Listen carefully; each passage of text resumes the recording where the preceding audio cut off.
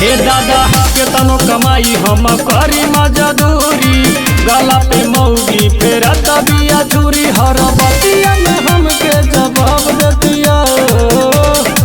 हंसू बसाब गाय खाती सुख बात देतिया, होठा लाली खाती मौगी तलाक देतिया। सुबह शाम खाए खाती सुख बात देतिया, होठा लाली खाती मौगी तलाक देतिया।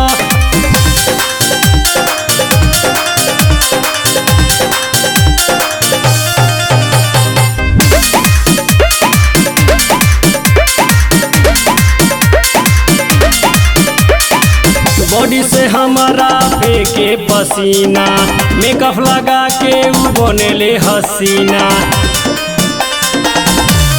मायरे बॉडी से हमारा फेंके पसीना, मेकअप लगा के उ बनेले हसीना। गाँव भर के मेहरियन के साथ देतिया, हंसू बसाम खाए खाती सूखे भात देतिया, होठा लाली खाती मौगी तलाक देतिया।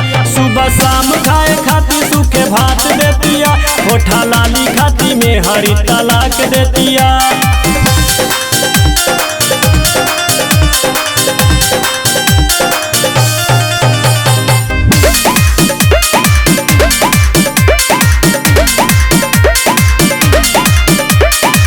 एही रहनिया से सूरज परेशान बा, हे गौतम पूछा एकर कैसन खानदान बा।